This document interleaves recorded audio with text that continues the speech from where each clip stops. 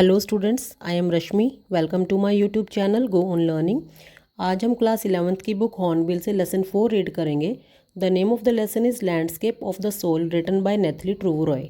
नेथली एक European art historian है। वो आर्ट को स्टडी करती हैं और उसके हिस्टोरिकल बैकग्राउंड को एनालाइज करती हैं, और इस विश्लेषण के द्वारा वो पेंटर्स की साइकोलॉजी को स्टडी करने की कोशिश करती हैं।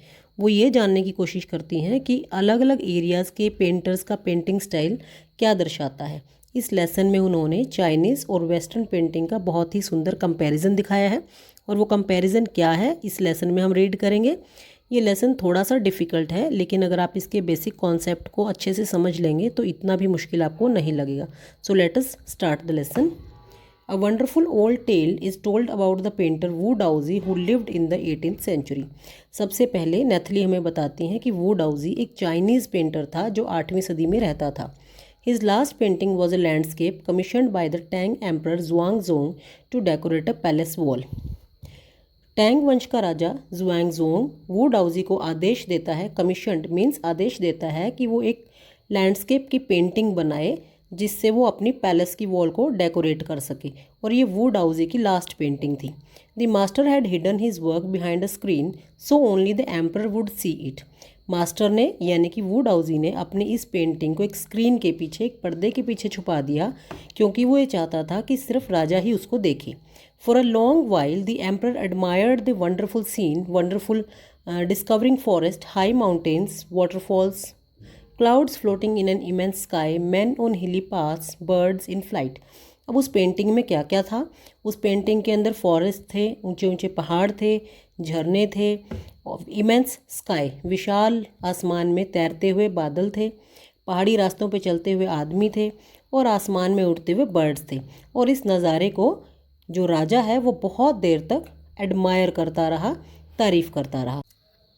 Look sir, said the painter, in this cave at the foot of the mountain dwells a spirit. अब वो डाउजी राजा का ध्यान अपनी पेंटिंग में बनी हुई एक गुफा की तरफ खींचता है और कहता है कि श्रीमान जी, मेरी पेंटिंग में पहाड़ की तलहटी में जो गुफा बनी हुई है उसमें एक आत्मा रहती है। ड्वेल्स मीन्स रहती है, स्पिरिट आत्मा। वो कहता है कि वहाँ पे एक आत्मा रहती है। इट इज़ सो अनरियलिस्टिक, हम ये विश्वास ही नहीं कर सकते कि पेंटिंग के अंदर आत्मा को हम कैसे देख सकते हैं। लेकिन ये सिर्फ वो डाउजी का माइंड था, उसकी इमेजिनेशन थी। वो अपनी इमेजिनेशन से पेंटिंग के अंदर वास्तविक चीज़ों को देख रहा था। The painter clapped his hands and the entrance to the cave open. और उसी समय पेंटर क्या करता है, अपने हैंड्स को क्लैप करता है, ताली बजाता है, और जो गुफा का एंट्रेंस था, मुख्य द्वार था, वो खुल जाता है। The inside is splendid beyond anything words can convey.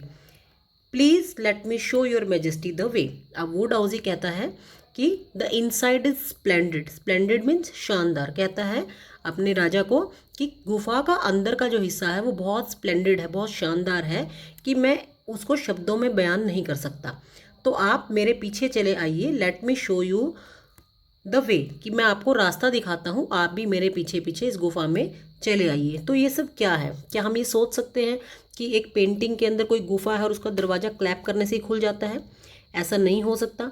लेकिन यहाँ पे वो डाउजी अपनी इमेजिनेशन दिखा रहा है। वो ये दिखा रहा है कि मेरे दिमाग की इमेजिनेशन इतनी स्ट्रॉन्ग है कि अगर मैं कुछ सोचूं तो पेंटिंग में वैसा ही असलियत में हो जाएगा। वो ये इमेजिन कर रहा है कि मैं पेंटिंग में गुफा के सामने खड़ा होकर क्लैप कर रहा हूँ और गुफा का दरवाज़ा खुल रहा है और मैं उसके अंदर चला गया, ऐसी उसकी इमेजिनेशन है। The painter entered the cave. और जैसे ही दरवाज़ा खुलता है गुफा का, पेंटर उसमें एंटर कर जाता है। But the entrance closed behind him and before the astonished emperor could move or utter a word the painting had vanished from the wall.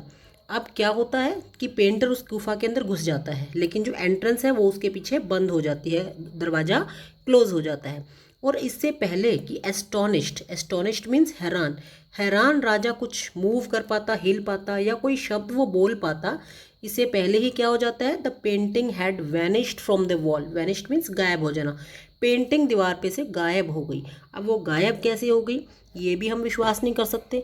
लेकिन ये सब क्या है? This is only a story.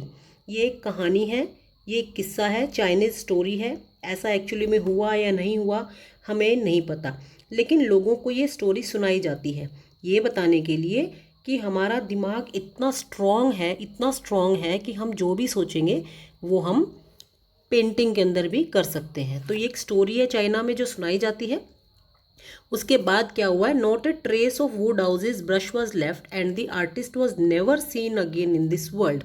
और इस घटना के बाद वुड हाउसी का कोई भी ट्रेस, कोई भी निशान या उसका ब्रश वहाँ पर नहीं रहा, और जो आर्टिस्ट था, जो कलाकार था, वो भी इस दुनिया में कभी भी दिखाई नहीं दिया। उस पेंटिंग के साथ ही वुड हाउसी और उसका ब्रश दोनों ही हमेशा के लिए गायब हो गए।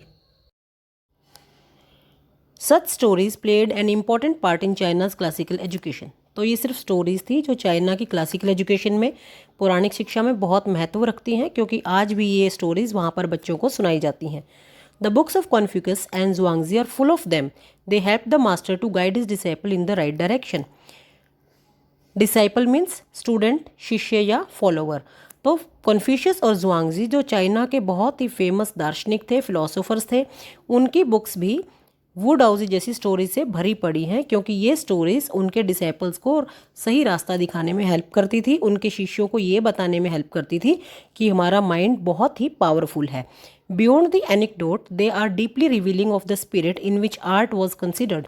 एनेक्डोट मीन्स शॉर्ट स्टोरी, छोटी कहानियाँ जो वास्तविकता पर आधारित हों। तो कहानियाँ तो वो हैं ही, साथ में वो हमें एक और संदेश भी देती हैं कि जो आर्ट है, जो उसकी स्पिरिट है, जो आर्ट की आत्मा है, उसको हम बहुत डीपली फील करते हैं। और आर्ट में वो ताकत है कि देखने वाला जब उसे देखेगा और उसको एनालाइज करेगा, तो जैसा वो आर्ट को देखने पर फील करेगा वो वैसा ही कर सकता है। तो आर्ट में बहुत ताकत है, ये स्टोरीज हमें बताती थी। Contrast this story and another famous one about a painter who wouldn't draw the eye of a dragon he had painted for fear it would fly out of the painting.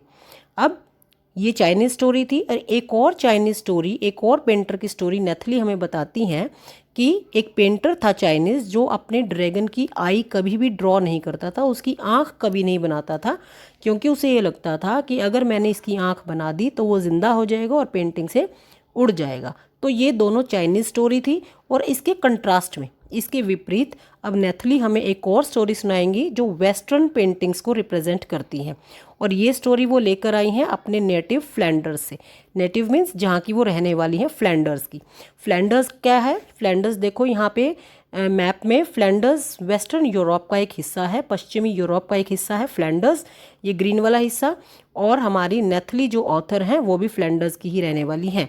तो वो हमें एक और story अब सुनाने जा रही हैं। फर्दर नेथली हमें स्टोरी सुनाती हैं। In 15th century Antwerp, a master blacksmith called Quinten Metsys fell in love with the painter's daughter. 15वीं सदी में एंटवर्प में, एंटवर्प क्या है? उत्तरी बेल्जियम की एक सिटी है। वहाँ पर एक मास्टर ब्लैकस्मिथ रहता था। मास्टर ब्लैकस्मिथ कौन होता है? लोहार, जिसका नाम था Quinten Metsys. He fell in love with the painter's daughter. उसे एक पेंटर की बेटी से प्यार हो गया। The father would not accept a son in law in such a profession. लेकिन लड़की के पिता ने क्विंटन मेट्सी को अपनी बेटी के लिए स्वीकार नहीं किया, क्योंकि जो उसका प्रोफेशन था लोहार वाला, वो उसको पसंद नहीं था। So Quinten sneaked into the painter studio and painted a fly on his latest panel with such delicate realism that the master tried to swat it away before he realized what had happened. अब जो father था उसने उसको accept नहीं किया, तो Quinton sneaked means अंदर घुस जाना, धीरे से अंदर चले जाना। क्विंटन पेंटर के स्टूडियो में घुस गया और उसने वहाँ पर उसकी लेटेस्ट जो पेंटिंग थी उसके ऊपर एक मक्खी पेंट कर दी with such delicate realism. Realism means जो वास्तविकता के बिल्कुल पास हो, वेरी क्लोज टू रियलिटी। तो उसने एक बिल्कुल असली दिखने वाली मक्खी को पेंट कर दिया, और मास्टर ने उसको ट्राई किया स्वेट करने के लिए। स्वेट मीन्स उड़ाने के लिए, उड़ाने की कोशिश की, उसको हिट करके, स्वेट करके। लेकिन तब उसे रियलाइज़ हुआ कि ये क्या हो गया। उसे ये एहसास हुआ कि ये जो मक्खी है वो असली नहीं है, वो सिर्फ एक पेंटिंग है। Quinton was immediately admitted as an apprentice into his studio. Apprentice कौन होता है? ट्रेनी, प्रशिक्षु। तो क्विंटन को उसी समय पेंटर ने अपने प्रशिक्षु के रूप में रख लिया, क्योंकि वो उसकी पेंटिंग से बहुत इम्प्रेस हुआ कि इतनी अच्छी रियल दिखने वाली मक्खी उसने बनाई थी जो उसको बिल्कुल रियल दिख रही थी। He married his beloved and went on to become one of the most famous painters of his age. और इस तरह से क्विंटन की शादी पेंटर की बेटी से भी हो गई, और वो अपनी अपने समय का एक बहुत ही फेमस पेंटर भी आगे चलकर बना। These two stories illustrate what each form of art is trying to achieve: a perfect illusionistic likeness in Europe, the essence of inner life and spirit in Asia। अब ये जो दो स्टोरीज़ हमने पढ़ी दो तरह के पेंटर्स के बारे में, उसमें हमने क्या पढ़ा कि जो चाइनीज़ पेंटिंग्स हैं उनके अंदर व्यूअर अपनी इमेजिनेशन से उनको देखता है और उसको वैसे ही फील करता है जैसा उसका दिमाग उसको फील करवाता है, और वो वैसा ही सोचता है कि वो कर सकता है जो वो फील कर रहा है। लेकिन जो हमारी यूरोपियन पेंटिंग्स हैं, जो वेस्टर्न पेंटिंग्स हैं, उनके अंदर काल्पनिकता नहीं होती, उनके अंदर जो हमें पेंटर दिखा रहा है हमें वही नज़र आता है, रियलिस्टिक होती हैं। तो ये जो दो स्टोरीज़ हैं वो हमें क्या बताने की कोशिश कर रही हैं कि इल्यूजनिस्टिक लाइकनेस, इल्यूजनिस्टिक क्या होता है? भ्रमात्मक, बिल्कुल भ्रम पैदा करने वाली लाइकनेस यूरोप की पेंटिंग्स में है, पश्चिमी पेंटिंग्स में है, और essence of inner life and spirit in Asia. और जो एशिया की पेंटिंग्स हैं जैसे हमारी चाइना की पेंटिंग्स हैं उनके अंदर इनर लाइफ का एसेंस है। इनर लाइफ मीन्स में हमारी आंतरिक जीवन जो है उससे जुड़ा हुआ है, हम उसको फील करते हैं, उस पेंटिंग को अपनी इमेजिनेशन से देखने की कोशिश करते हैं। In the Chinese story the emperor commissions a painting and appreciates it's outer appearance. अब चाइनीज स्टोरी के अंदर एम्पर एक पेंटिंग बनवाते हैं और उस पेंटिंग में उन्हीं चीज़ों को अप्रिशिएट करते हैं, तारीफ़ करते हैं जो उनको दिखाई दे रही हैं। But the artist reveals to him the true meaning of his work. लेकिन आर्टिस्ट वू डाउजी एम्पर का ध्यान अपनी पेंटिंग में उन चीज़ों की तरफ डालना चाहते हैं जो उनको दिखाई नहीं दे रही, और वू डाउजी उनको इमेजिन कर रहे हैं। वू डाउजी इमेजिन कर रहे हैं कि उनकी पेंटिंग में जो केव है उसकी एंट्रेंस पे एक स्पिरिट रहती है, एक आत्मा रहती है, और फिर वो ये इमेजिन करते हैं कि जब वो क्लैप करेंगे तो उस गुफा का दरवाज़ा खुल जाएगा और वो उसके अंदर चले जाएंगे। और उनकी इमेजिनेशन इतनी स्ट्रॉन्ग है कि जब उन्होंने क्लैप किया तो सच में उस गुफा का दरवाज़ा खुल गया और वो उस गुफा के अंदर चले गए। तो यहाँ पे वू डाउजी की इमेजिनेटिव पावर दिखाई गई है। The emperor may rule over the territory he has conquered but only the artist knows the way within. अब एम्परर रूल कर सकता है, राज कर सकता है अपनी टेरिटरी पे, अपने राज्य पे जो उसने कॉन्कर की है, जो उसने जीता है राज्य। लेकिन एक आर्टिस्ट क्या कर सकता है? एक आर्टिस्ट अपने मन की शक्ति से उस राज्य के अंदर कहीं पे भी एंटर कर सकता है। तो it shows the importance of the mind, ये हमारे दिमाग की इम्पोर्टेंस दिखाता है। Let me show the way the Tao, a word that means both the path or the method and the mysterious works of the universe। अब डाओ क्या है? डाओ एक चाइनीज़ कॉन्सेप्ट है जिसके अकॉर्डिंग हम उस रास्ते को या उस तरीके को जान सकते हैं जिससे हमारे यूनिवर्स, हमारा जो ब्रह्मांड है, हमारे ब्रह्मांड की जो रहस्यमयी कार्यशैली है उसको हम जान सकते हैं इस डाओ कंसेप्ट के माध्यम से। The painting is gone, but the artist has reached his goal beyond any material appearance। अब पेंटिंग तो हमारी चली गई, गायब हो गई दीवार से, और उसके साथ ही वू डाउजी हमारा आर्टिस्ट भी हमेशा के लिए चला गया। लेकिन आर्टिस्ट अपने गोल पे, अपने एम तक पहुंच गया। उसका एम क्या था कि वो अपनी इमेजिनेशन यूज़ करता है और उस पेंटिंग के अंदर एंटर हो जाता है और हमेशा के लिए वहाँ पे चला जाता है। तो ये जो चीज़ें हैं ये हमें दिखाई नहीं देती। These are beyond any material appearance. Material appearance वो चीज़ें जो हमें दिखाई देती हैं, लेकिन ये जो चीज़ें हैं कि मन की शक्ति से पेंटिंग के अंदर पेंटर चला गया, ये चीज़ें मटीरियल अपीयरेंस से बियॉन्ड हैं, परे हैं। तो यहाँ पे जो वू डाउजी की इमेजिनेटिव पावर है उसको उसने यूज़ किया, और वो इतनी पावरफुल थी कि जैसा वो चाह रहा था वैसा हो गया, और ऐसा जब हम सोचते हैं तो वैसा हो भी जाता है। A classical Chinese landscape is not meant to reproduce an actual view as would a western figurative painting। यहाँ पे ऑथर हमें वेस्टर्न पेंटिंग और चाइनीज़ पेंटिंग के बीच में एक कंपैरिजन करके दिखाती हैं। वो ये बताती हैं कि जो चाइनीज़ लैंडस्केप है वो एक्चुअल व्यू नहीं दिखाता, वो वास्तविक दृश्य नहीं दिखाता। जैसे आप यहाँ पिक्चर में देख सकते हो कि इस पेंटिंग के अंदर बहुत सारी जगह खाली छोड़ी गई हैं, ब्लैंक है, और इस तरह की पेंटिंग, इस तरह का दृश्य हमें वास्तविकता में कहीं देखने को नहीं मिलता। अब ये जो खाली जगह छोड़ी गई हैं ये पेंटर ने क्यों छोड़ी हैं? वो ये चाहता है कि जो व्यूअर है वो खुद अपनी इमेजिनेशन से इसको देखे। लेकिन जो वेस्टर्न पेंटिंग्स होती हैं वो फिगरेटिव होती हैं। फिगरेटिव मीन्स वास्तविक, जिनमें रियलिटी होती है, क्लोज टू रियल। जैसे कि हम इस पिक्चर में देख सकते हैं, ये एक यूरोपियन पेंटिंग है और इसके अंदर पेंटर ने जो दृश्य देखा वो एज इट इज़ उसने अपनी पेंटिंग में ड्रॉ कर दिया। Whereas the European painter wants you to borrow his eyes and look at a particular landscape exactly as he saw it.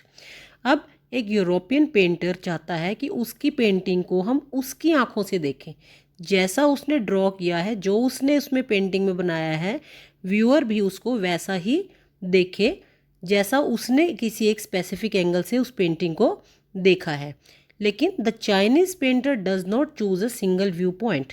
लेकिन चाइनीज़ पेंटर वो एक सिंगल व्यू पॉइंट से नहीं देखता, उसकी पेंटिंग में हमें बहुत सारे एंगल्स मिल जाएंगे देखने के लिए, एक ही व्यू पॉइंट वो अपनी पेंटिंग में नहीं रखता।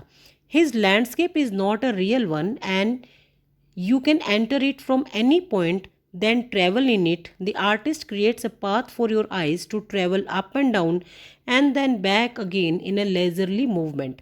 Leisurely means comfortable. तो यहाँ पे ऑथर हमें बताती हैं कि जो चाइनीज़ पेंटर हैं उसकी पिक्चर रियल नहीं होती। जैसे आप इसमें देख सकते हो, उसकी पेंटिंग में हम कहीं से भी एंटर कर सकते हैं और उसमें फिर ट्रैवल कर सकते हैं। जैसे इस पेंटिंग में बहुत सारी खाली जगह है, तो ये खाली जगह किस चीज़ के लिए है? पेंटर ने हमारे लिए ये जगह छोड़ दी है कि हम इमेजिन कर सकें, हम अपनी खुद की इमेजिनेशन से उसमें कहीं से भी एंटर कर सकें। जैसे आप पेंटिंग में यहाँ पे देख रहे हैं, बीच में आप ये इमेजिन कर सकते हो कि ये कुछ भी क्लियर नहीं है, वेल डिफाइंड नहीं है, लेकिन हम ये इमेजिन कर सकते हैं कि ये पहाड़ी के बीच में कोई गुफा है और यहाँ पे लोग जाते होंगे। ये जो यहाँ पे खाली सा जगह है, ये आप इमेजिन कर सकते हो कि शायद ये कोई झील हो सकती है, और ये बीच में जो काला सा है ये शायद कोई बोट हो सकती है जिसमें आप भी ट्रैवल कर रहे हो या कोई और ट्रैवल कर रहा है। तो इस पेंटिंग के अंदर बहुत सारी इमेजिनेशन की जगह छोड़ता है पेंटर कि आप उसको कहीं से कुछ भी इमेजिन करके सोच सकते हो। जैसे ये माउंटेन के नीचे जो वाइट हिस्सा दिखाया है, ये आप इमेजिन कर सकते हो कि शायद कोई आत्मा है ये, क्योंकि ये बिल्कुल भी वेल डिफाइंड नहीं है, क्लियर पिक्चर इसके अंदर नहीं है। तो पेंटर इसके अंदर आपके लिए बहुत सारी ऑप्शंस छोड़ता है कि आप इस पेंटिंग को कहीं से भी देखो, कहीं से भी आप इसको एंटर करो इसके अंदर, और कोई किसी भी चीज़ को आप किसी भी तरह से इमेजिन करके देख सकते हो। तो ये व्यूअर के ऊपर उसने चॉइस छोड़ दी कि वो उसको कैसे भी किसी भी एंगल से उसको देख सकता है और समझ सकता है। इसमें इमेजिनेशन की स्पेस रहती है, लेकिन यूरोपियन पेंटिंग में हम इमेजिनेट नहीं कर सकते, हम इसमें सिर्फ जो पेंटर ने हमें दिखाया है वही देख सकते हैं। This is even more true in the case of horizontal scroll, in which the action of slowly opening one section of the painting then rolling it up to move on to the other adds a dimension of time which is unknown in any other form of painting.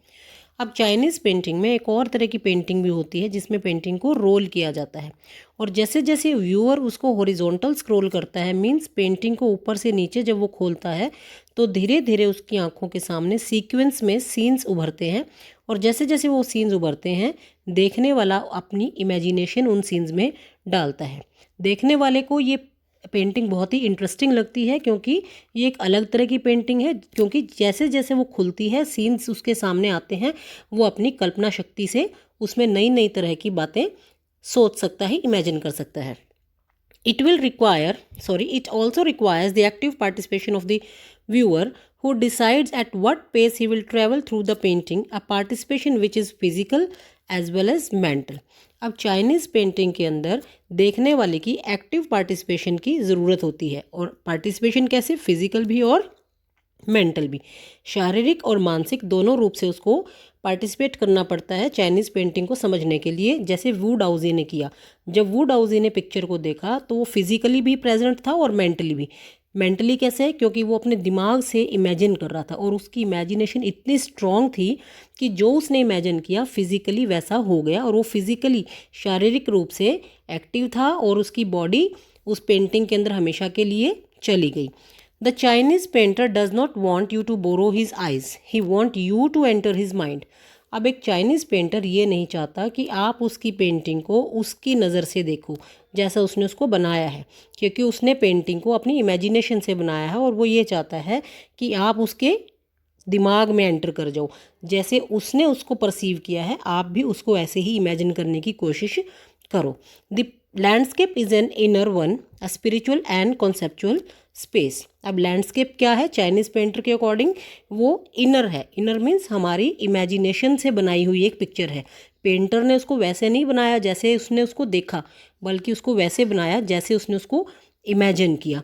तो Chinese painting spiritual होती हैं, आत्मिक होती हैं, और उनमें conceptual space रहता है।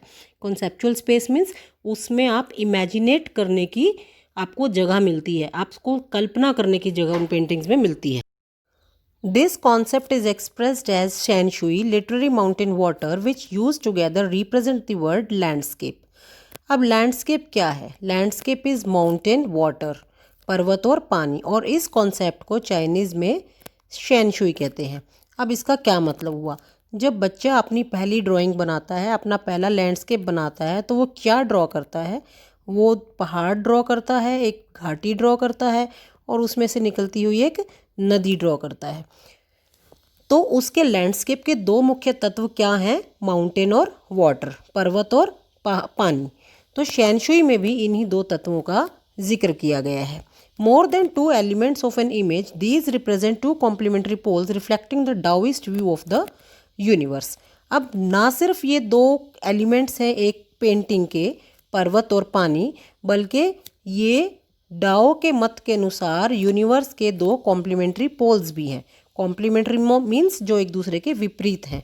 तो पर्वत और पानी डाओ के अनुसार ये यूनिवर्स के दो एलिमेंट्स हैं, दो पोल्स हैं जो एक दूसरे के विपरीत हैं। The mountain is Yang, reaching vertically towards heaven, stable, warm and dry in the sun, while the water is yin, horizontal and resting on the earth, fluid, moist and cool. अब क्या कहा है ऑथर ने इसमें कि जो mountain है उसको नाम दिया है यांग, और जो वाटर है उसको नाम दिया है यिन। अब माउंटेन की क्वालिटीज़ क्या है? माउंटेन की क्वालिटीज़ है reaching vertical towards the heaven. Vertical means बिल्कुल सीधा, ऊपर की तरफ। तो हमारे जो माउंटेन्स हैं वो वर्टिकल हैं, ऊपर की तरफ हैं, और ये स्टेबल हैं, स्थिर हैं, वार्म हैं, गर्म हैं, और सूर्य की रोशनी में वो बिल्कुल ड्राई है। जबकि पानी इसके विपरीत क्या है? पानी हॉरिजॉन्टल है। हॉरिजॉन्टल मीन्स इस डायरेक्शन में पानी ऐसे बहता है। तो पानी जो है वो हॉरिजॉन्टल है। रेस्टिंग ऑन द अर्थ, वो धरती के ऊपर रेस्ट कर रहा है, मीन्स वो धरती के ऊपर बह रहा है। फ्लूइड है, मीन्स वो लिक्विड फॉर्म में है। मोइस्ट है, और वो कूल है। मोइस्ट मीन्स गीला, पानी तो गीला ही होता है, और कूल है, ठंडा है। तो ये दो तत्व जो हैं हमारे यूनिवर्स के तत्व हैं, और उनको यांग और यिन का नाम दिया है। The interaction of yin, the receptive feminine aspect of universal energy, and its counterpart yang, active and masculine, is of course a fundamental notion of Taoism. अब यहाँ पे माउंटेन्स हैं, नीचे बहती हुई रिवर है, और उसके बीच का ये जो पार्ट है इसके बारे में ही ऑथर आगे बात कर रही हैं। वो ये कहती हैं कि यिन जो यूनिवर्सल एनर्जी का, सृष्टि की शक्ति का फेमिनिन एस्पेक्ट है, स्त्रीलिंग रूप है, और यांग जो उसका समकक्ष है और पुलिंग रूप है। और इन दोनों का जो इंटरेक्शन है, जो इनका मीटिंग पॉइंट है, जहाँ ये मिलते हैं, वही डाओइज्म का फंडामेंटल नोशन है, मूलभूत आधार है। What is often overlooked is an essential third element, the middle void, where their interaction takes place. अब मिडल वॉइड मीन्स खाली जगह।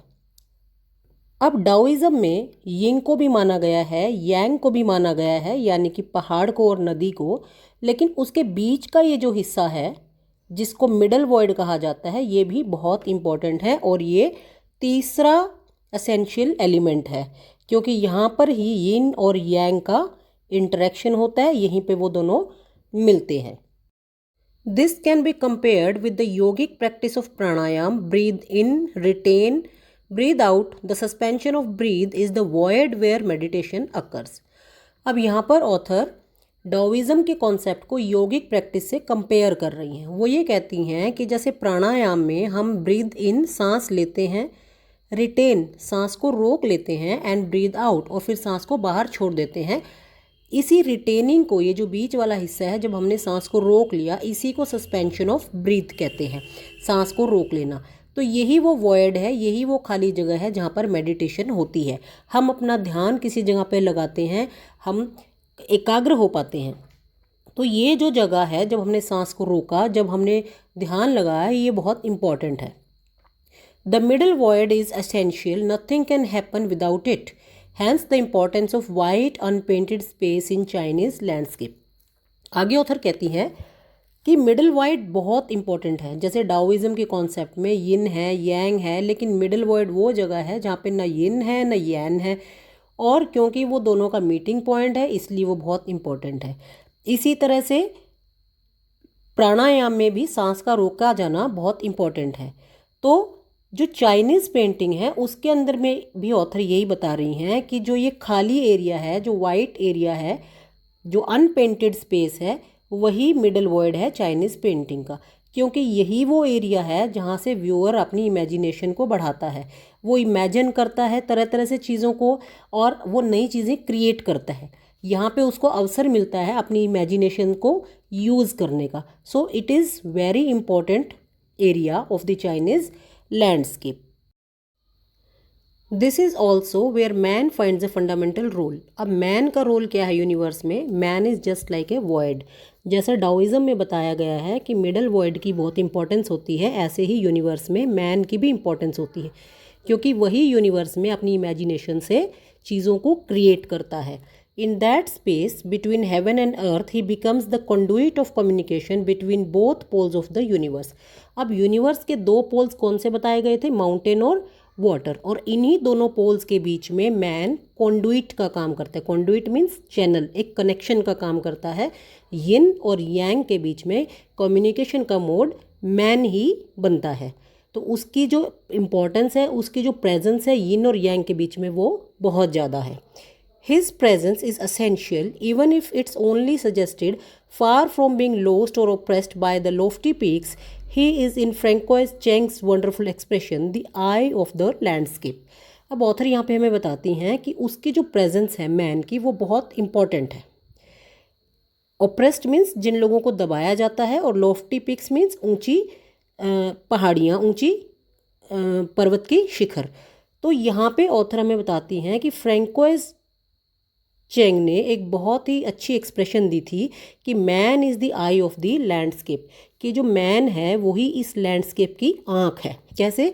जैसे ये जो हमने लैंडस्केप ड्रॉ किया, माउंटेन्स हैं और इसके बीच में बहती हुई नदी है, और ये जो नीचे मैन खड़ा है इनके बीच में, यही इम्पॉर्टेंट है, क्योंकि यही अपनी विज़न से, अपनी इमेजिनेशन से इस वर्ल्ड को क्रिएट करता है। जो वो वर्ल्ड में देख रहा है, जो वो यूनिवर्स में देख रहा है, उसको चेंज करने की जो पावर है वो उसको अपनी इमेजिनेशन से आती है। तो यूनिवर्स को चेंज करने का सारी की सारी रिस्पॉन्सिबिलिटी किस पे है? मैन पे है। तो मैन इसलिए इम्पॉर्टेंट है कि लैंडस्केप के अंदर जो चीज़ दिख रही है उसको वो कैसे इमेजिन करे, उसको वो कैसे देखना चाहता है, और अपनी इमेजिनेशन से वो उसको कैसे चेंज करता है, उसमें नई नई चीज़ें क्रिएट करता है। So this was the story. और इस चैप्टर के अंदर ऑथर ने हमें क्या बताया? उसने वेस्टर्न और चाइनीज़ पेंटिंग के थ्रू हमें एक कॉन्सेप्ट बताया, और उस कॉन्सेप्ट में कि यूनिवर्स में क्या इंपॉर्टेंस है वो हमें बताया, और फिर यूनिवर्स में उस कॉन्सेप्ट को अप्लाई करके उन्होंने हमें ये समझाया कि ह्यूमन बीइंग की, मैन की क्या इंपॉर्टेंस है यूनिवर्स में। अब वो ये हमें जिम्मेदारी सौंपना चाहती हैं कि मैन अपनी इमेजिनेशन से कुछ भी कर सकता है। वो लैंडस्केप को देखता है, यहाँ पे लैंडस्केप हमारा यूनिवर्स है, वो यूनिवर्स को देखता है और अपनी इमेजिनेशन से उसमें तरह तरह की चेंजेस करता है, उसको तरह तरह से बदलता है। तो मैन की ही ये रिस्पॉन्सिबिलिटी बनती है कि क्योंकि वो एक ह्यूमन बीइंग है, वो एक लिविंग एलिमेंट है इस यूनिवर्स में, तो उसको अपनी इमेजिनेशन से धरती पे अच्छी चीज़ें करनी है, अच्छी चीज़ों को इमेजिन करना है, और अच्छी अच्छी चीज़ें उसको लेके आनी है। तो ये सब हमें इस चैप्टर के थ्रू ऑथर ने, नेथली ट्रू रॉय ने बताने की कोशिश की है कि man is responsible for all the good changes in the universe. Now let us read another excerpt given at the end of the chapter, getting inside outsider art. ये एक आर्टिकल है बृंदा सूरी का जो हिंदुस्तान टाइम्स में 28 अगस्त 2005 को पब्लिश हुआ था। ये आर्टिकल उन अनट्रेंड आर्टिस्ट के बारे में है जिनको कोई फॉर्मल ट्रेनिंग आर्ट की प्राप्त नहीं होती, लेकिन फिर भी वो कई बार ऐसे एक्सेप्शनल क्रिएशंस कर देते हैं, ऐसे काम कर देते हैं अपनी इमेजिनेशन से, आर्ट के काम जो लोगों को बहुत पसंद आते हैं और वो फेमस हो जाते हैं। तो now let us read it. When French painter Jean Dubuffet mooted the concept of art brut in 1940s, the art of the untrained visionary was of minority interest. From its almost veiled beginnings, outsider art has generally become the fastest growing area of interest in contemporary art internationally. Art brute क्या होता है? Raw art means untrained art. तो एक French painter थे जिनका नाम था gene डुबुफो। वो 1940s में एक कॉन्सेप्ट लेके आए थे आर्ट ब्रूट का, अनट्रेंड आर्टिस्ट का एक कॉन्सेप्ट वो लेकर आए थे कि ऐसे आर्टिस्ट भी अपनी कला को दिखा सकते हैं और वो भी कुछ एक्सेप्शनल काम कर सकते हैं।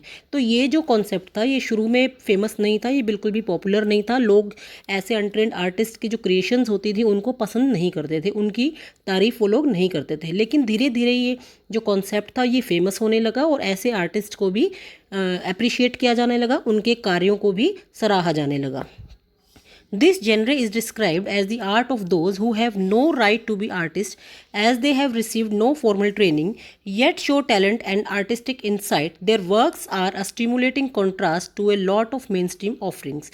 अब ऑथर हमें बता रही हैं कि ये जो जनरेशन थी आर्ट ब्रूट वाले जो आर्टिस्ट थे, जो अनट्रेंड आर्टिस्ट थे, उनकी जो आर्ट है वो ऐसी थी कि उसमें कोई फॉर्मल ट्रेनिंग नहीं होती थी और उनको आर्टिस्ट कहलाने का कोई भी राइट नहीं था क्योंकि उन्हें कोई फॉर्मल ट्रेनिंग नहीं मिली थी। लेकिन फिर भी वो अपने टैलेंट से या अपनी आर्टिस्टिक इंसाइट से, अपनी कल्पना से कुछ ऐसा टैलेंट शो करते हैं लोगों को कि वो फेमस हो जाते हैं। Their work are a stimulating contrast to a lot of main stream offering. अब मेन स्ट्रीम ऑफरिंग क्या है? कला का वो तरीका, वो पारंपरिक तरीका जो कलाकार अपनाते हैं। तो ये जो आर्ट ब्रूट वाले जो आर्टिस्ट होते हैं इनका जो कला का तरीका होता है ये मेन स्ट्रीम ऑफरिंग से हट के होता है और बिल्कुल कंट्रास्ट में होता है, क्योंकि ये उस तरीके को नहीं अपनाते जो पारंपरिक तरीका है आर्ट का, इनका अपना ही एक अलग तरीका होता है। Around the time Dubuffo was propounding his concept in India, an untutored genius was creating paradise. जिस समय डुबुफो अपना कॉन्सेप्ट लेकर आ रहे थे, भारत में एक अनट्यूटर्ड जीनियस जिनके पास आर्ट की कोई फॉर्मल ट्रेनिंग नहीं थी, वो एक पैराडाइज, एक स्वर्ग बना रहे थे। Years ago the little patch of jungle that he began clearing to make himself a garden sculpted with stone and recycled material is known to the world today as the rock garden at Chandigarh. कई वर्षों पहले उन्होंने एक जंगल के टुकड़े को, एक जंगल के पैच को क्लियर करना शुरू किया, साफ़ करना शुरू किया, ताकि वो अपने लिए एक स्कल्प्टेड गार्डन बना सके। स्कल्प्टेड मीन्स मूर्तियों वाला, एक मूर्तियों वाला गार्डन बना सके स्टोन से और रिसाइकल्ड मटेरियल को यूज़ करके, पत्थरों से। और रिसाइकल्ड मटेरियल मीन्स पुरानी चीज़ें, टूटी फूटी चीज़ों को यूज़ करके वो एक गार्डन बना सके। और वो गार्डन आज रॉक गार्डन के नाम से जाना जाता है, जो कि चंडीगढ़ में लोकेटेड है। Its 80 years old creator director Nek Chand is now hailed as India's biggest contributor to outsider art. अब उनका नाम क्या था? उनका नाम था नेक चंद। वो 80 ईयर्स की, ये 80 ईयर्स कब की बात है? जब 2005 था तब, लेकिन अब उनकी डेथ हो चुकी है 2015 में। तो नेक चंद जो हैं वो इंडिया के बिगेस्ट कंट्रीब्यूटर हैं इस ब्रूट आर्ट के लिए। The 50th issue Spring 2005 of Raw Vision, a UK-based magazine pioneer in outsider art, publications features Nek Chand and his raw garden sculpture "Woman by the Waterfall" on its anniversary issue cover. अब UK based एक बहुत बड़ी magazine है जिसका नाम है raw vision. उन्होंने अपने 50वें इशू के अंदर, जिसको उन्होंने स्प्रिंग 2005 का नाम दिया, उसके अंदर उन्होंने नेकचंद को फीचर किया, उनके रॉक गार्डन को फीचर किया। और उनके रॉक गार्डन में जो वुमेन बाय द वाटरफॉल, झरना, महिलाओं वाला झरना जो उन्होंने बनाया था अपने गार्डन में, उसको भी उन्होंने अपनी इस मैगजीन में फीचर किया और उसको कवर पेज के रूप में भी बनाया। The notion of the art brut or raw art was of works that were in their raw state as regards cultural and artistic influence. Anything and everything from a tin of sink to a broken down car could be material for the work of art, something Nekchand has taken to dizzying heights. अब जो ये raw art है, art brut है, इसके अंदर बहुत ताकत होती है, इसके अंदर भी बहुत सारी संभावनाएं हैं जो एक आर्टिस्ट देखता है। तो वो कुछ भी यूज़ करके, जैसे नेकचंद ने कुछ भी टूटी हुई चीज़, चाहे वो कोई टूटा हुआ वॉश बेसिन है या कार के टूटे हुए टुकड़े हैं या कोई भी दूसरा मटेरियल जो टूटा हुआ है, उसको यूज़ करके उन्होंने एक ऐसी चीज़ बना दी जिसको लोग दूर दूर से देखने आते हैं, जो कि बहुत नायाब है। तो इस रॉ आर्ट में बिना किसी फॉर्मल ट्रेनिंग का जो आर्ट है, वो भी टूटी हुई चीज़ों से, उसमें भी बहुत ताकत एक कलाकार देखता है। Recognizing his art as an outstanding testimony of the difference a single man can make when he lives his dream, the Swiss Commission for UNESCO will be honoring him by the way of a European exposition of his works. The 5-month interactive show Realm of Nekchand, beginning October, will be held at leading museums in Switzerland, Belgium, France and Italy. The biggest reward is walking through the garden and seeing people enjoy my creation, Nekchand says. अब UNESCO ने, Swiss commission for UNESCO ने नेकचंद को honour देने के लिए, उनको सम्मान देने के लिए, उन्होंने एक 5 महीने का इंटरेक्टिव शो शुरू किया जिसका नाम था रियलम ऑफ नेकचंद, जो कि अक्टूबर में उन्होंने स्टार्ट किया था उस समय, और अलग अलग देश के अलग अलग म्यूज़ियम्स के अंदर उसको दिखाया गया। और नेकचंद ये कहते हैं कि जब वो लोगों को अपने गार्डन में घूमते हुए देखते हैं और मेरी क्रिएशन को एंजॉय करते हुए देखते हैं तो उनको बहुत अच्छा लगता है, ये उनके लिए सबसे बड़ा तोहफा है। तो दिस वाज द लेसन। इस लेसन में हमने समझा कि कैसे एक कलाकार अपनी कला को लोगों के सामने प्रदर्शित करता है। आई होप आपने ये लेसन एंजॉय भी किया होगा, और जैसे कि शुरू में मैंने आपको कहा था थोड़ा सा टफ़ है, अब शायद आपको ये इतना टफ़ ना लगे। तो अगर आपको लेसन अच्छा लगा हो और अच्छे से आपको समझ में आ गया हो ये वीडियो, तो आप हमेशा की तरह लाइक और शेयर कर दीजिए। Thank you.